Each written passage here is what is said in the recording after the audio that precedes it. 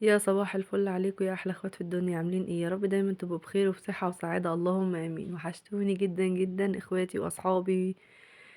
من الفيديو اللي فات النهارده بقى هشجعك بفيديو جديد وروتين كده قمر زيك، وان شاء الله كده تتحفزي كده وتشوفي ناقصك ايه في تنظيفات رمضان او غير تنظيفات رمضان، يعني التنظيفات اللي هي بتبقى الاسبوعيه. النهارده ايه يا بيرو؟ النهارده يوم الخميس، فتنظيفات بقى، والشباك كان بجد مليان تراب، فقلت لا اروق عليه كده واظبطه. عايزه اقولك لو انت اول مره بتشوفيني فانا اختك بيرو، يسعدني ويشرفني وجودك معايا. ولو اول مره بتزوري قناتي فخشي كده وقلبي كده في الفيديوهات، هتعجبك جدا وهتديكي طاقه ونشاط وباور. بسم الله ما شاء الله. بس هنا بصوا بقى يا بنات، بدأت ان انا انفض الشباك كويس. يعني عايزه اقول لكم كان متطرب، جيت بقى من عند والدتي يعني لقيته مردوم، فقلت لا اروق عليه بقى قبل ما انشر كده، بيبقى نضيف معايا جوه وبره. انا متعوده يا بنات ان انا الشباك بتاعي يبقى نضيف، عشان خاطر ايه؟ قبل ما انشر. ما عمري من ساعه لما جيت هنا الشقه، يعني اهو بقى لي 4 سنين، ما عمري ان انا افتح الشباك انشر على طول، لا احب ان انا كده ايه، اروق عليه بقى، اديله بقى مثلا رغوه حلوه. افضل اعمله طبعا بالمساحه الصغيره والليفه كده، واظبطه كده، هحميه يعني احمل البتاع، بس احاول ان انا ما بوظش الخشب، فاهمني؟ فانا قلت لا هروقه بقى المره دي بشويه يعني تنظيفات كده بسيطه بالمقشه اللي معايا ديت، اللي هي الفرشه يعني. كان حرفيا مردوم تراب. بس عايزه اقولك بقى، لو وصلت لحد هنا حطيلي لايك عشان خاطر يوصل لاصحابي بقى واخواتي الجداد باذن الله، وطبعا الناس القديمه اللي معايا ومنوريني في القناه. شكرا جدا على الكومنتات الحلوه، ونورتوني وشرفتوني.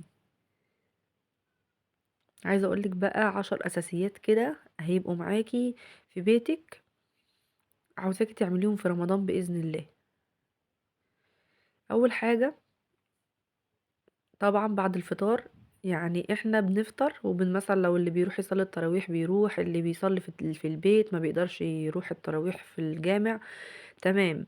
بعد ما انتي مثلا، انا عن نفسي انا ان شاء الله هنزل التراويح، يا رب ان شاء الله يدينا الصحة والعافية. هنزل وهاجي الاقي البيت عندي يعني متبهدل حاجة بسيطة، تمام. فانت لو عندك ولاد هتلاقيه متبهدل حرفيا جامد. حاولي ان انت قبل ما تنامي تروقي بيتك، عشان خاطر تاني يوم الصبح تصحي تلاقي بقى ايه، بيتك نضيف، الريسبشن بتاعك زي الفل، اوضه الاطفال زي الفل. او مثلا لو هما نايمين فيها هتروقي بس اوضه الاطفال، هيبقى الريسبشن بالنسبه لك نضيف لاستقبال اي ضيوف بقى، تمام. ايه عزومه، هتقومي بس تحضري حاجات رمضان، البلح بقى والعصاير والكلام ده كله. طبعا احنا التفريزات احنا عملناها معاكم بقى فيديو كده، هنزله لكم برضو في صندوق الوصف. تفريزات بتبقى جميله، بتسهل عليكي بقى في رمضان، تحفظي بقى الصور القرآنية، بتقري الورد اللي عليكي. حاولوا بقى تختموا القرآن كده، اهم حاجة مش تختموه مرة واتنين وتلاتة، لا اختميه مرة واحدة بس اهم حاجة يعني بيقين، تمام. عايزاكي تختمي المصحف مرة واحدة بس، تختميه يعني بالراحة، وتقري كويس وتتدبري في القرآن، تمام. بس كده. يعني النصيحة بقى اللي هي التانية، ان انتي ايه الاطفال وكركبوا الدنيا، حاولي ان انتي تلمي كل حاجة في باسكت، عشان خاطر ان انتي لما بتلمي مخصصي كده باسكت، اللي هو زي باسكت لعب او باسكت اللي هو بتاع الكمامة عزكم الله، بس يبقى نضيف طبعا. بتلمي فيه كل اللعب الزيادة، عشان خاطر ان انتي بتسهلي على نفسك الترويق. طبعا الترويق دوت بيبقى ترويق يومي بعد الفطار، تمام. هيعجبك قوي وهتحسي براحة، وان انتي كده منظمة دنيتك. في برضو تالت نصيحة، هتجيبي البخاخ وهتجيبي حتة قماشة وهتلمعي. طبعا الاطفال بقى بايديهم بقى، مثلا لو ماسكين بسكوت، ماسكين مثلا اكل اي حاجة، هتلمعي على طول اي حاجة قدامك بقى. اذا كان ازاز اذا كان خشب. الخشب ليه طبعا ادواته، الازاز ليه الجرانس بتاعه. هتشيلي المفرش وتلمعي. تمام، ده انت كده هتحافظي على ايه؟ شقتك تفضل نظيفة دايما. لاي ضيف جالك، ايا كان مين جالك، اخواتك، يبقى شقتك نظيفة. مامتك جاتلك، بابوك جالك، المهم شقتك ما شاء الله الله اكبر نظيفة. تمام. طبعا احنا عارفين بقى، طبعا لما الاطفال بيمسكوا اي حاجة بيبقى فيه تلبيك بقى، وبيبقى فيه كده هوت اثار كده ايديهم. ربنا يخليهم لكم يا رب. فحاولي ان انتي باول اول عشان خاطر ما تحسيش ان الدنيا عندك زحمت كده واتكسر عليكي شغل، لا. بس من نصايح بقى برضو التاني، عشان بجد انا مش فاكره انا قلت له كام نصيحه، فاضل نصيحه كام واحده تانية. ان انت الحمام بتاعك يبقى نظيف، الحوض بتاعك والعين الحمام اعزكم الله. فكل الحاجات دي تبقى نظيفه كل يوم. وانت لما داخله تغسلي وشك تغسلي الحوض معاكي والعين الحمام.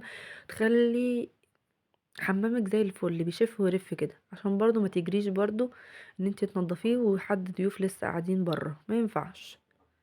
انت ضيوفي جم، عباية حلوة شيك تكوني لابساها وزي الفل، يعني تكوني جاهزة من تلك الأحوال بإذن الله.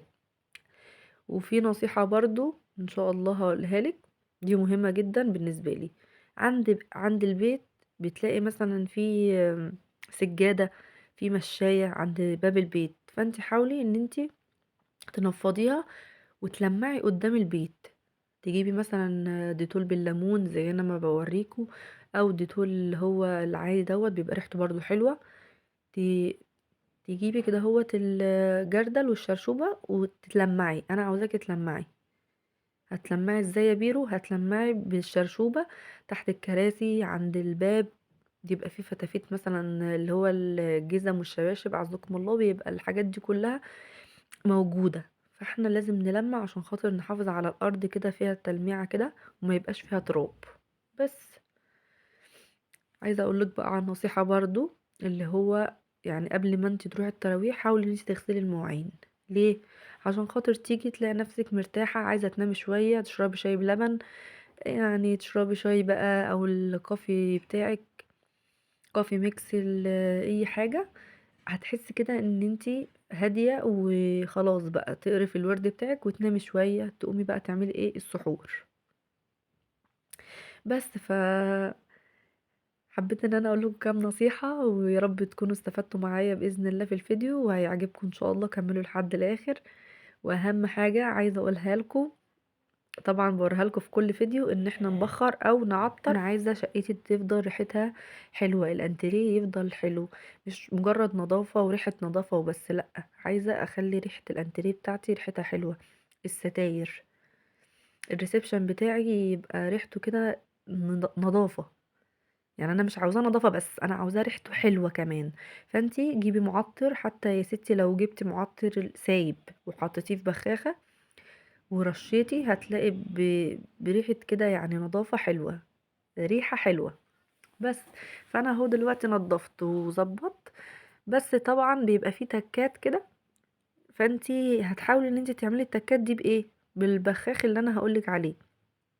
هتجيبيه بقى بريحة الخوخ، ريحة العود. بجد الحاجات الروايح دي بتبقى جميلة جدا. هنا بقى كنت جايبة شرشوبة جديدة فقلت اركبها معاكم، مش عارفة مغلباني ليه بس بجد طلعت حلوة جدا. بجد احنا الستات بنفرح من اقل حاجة لما بنجيبها. كانت جميلة ومبسوطة بيها انا بصراحة. وحاسة سهلت عليا كمان لمة بصوا عملت رغوة كده شقية كده عشان خاطر من ورا الانتريه مليان تراب. معرفش يعني قافلة الشباك بقماشة ومعرفش التراب ده بيجي من فين يا بنات، قولولي. قولولي التراب ده نعمل فيه ايه. بس هنا بقى جبت الجردل بقى والمقشة، قلت بقى بصوا يعني باللهلوبة كده هوت اعمل رغوة كده حلوة عشان خاطر بقى ايه، كل سنة وانتم طيبين الأرض تبقى نضيفة كده. وما اعملهاش كده أول الصيام، يبقى ايه الريسبشن معايا زي الفل، نظافة وترويقة حلوة وزي الفل. اللهم صل وسلم وبارك على سيدنا محمد وعلى آله وأصحابه أجمعين. حطوا لي بقى لايكات كتير على الفيديو دوت. وعايزه بقى الناس اللي ما بسمعش صوتها كده او كتابتها كده في الكومنتات، لا اكتبي لي كده عشان خاطر اعرف ان انتي معايا ومتابعاني. بس هلم كل رغوه كده ديت اللي في الارض. هنا بقى خلصت، بخلي الحاجه تنشف وارجع بقى ايه الانتريه مكانه. بعمل جزء جزء. هتقولي لي ليه يا بيرو الحيره اللي انت فيها دي؟ هقولك لا مش حيره ولا حاجه، بجد دوت بيسهل عليا، عشان خاطر ان انا ما كركبش الريسبشن فوق دماغي وبعد كده اقول بقى ايه يا ريت اللي جرى مكان. بحب ان انا يعني جزء جزء اروق عليه.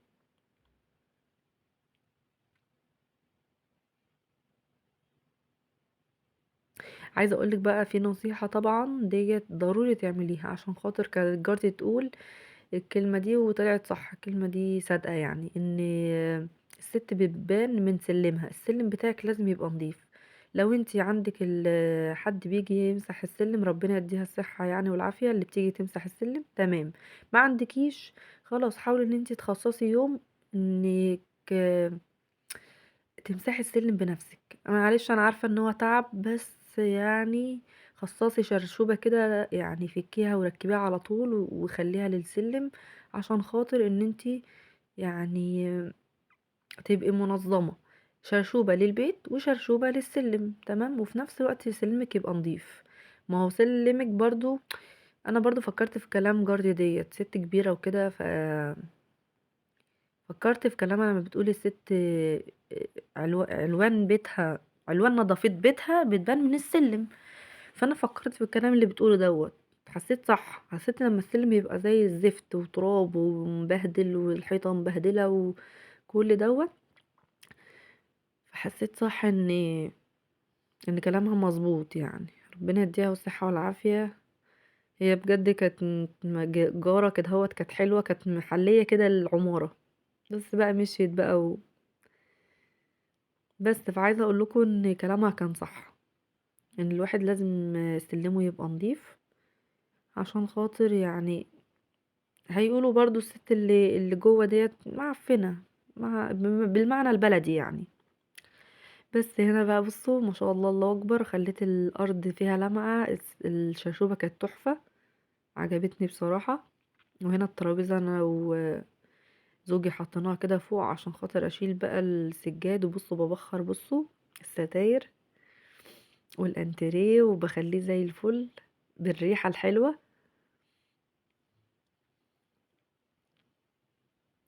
انا بحب ريحة العود قوي في البخور. بس هنا بقى عايزة اقول كل سنة وانتم طيبين، ربنا يعود عليكم الايام بخير.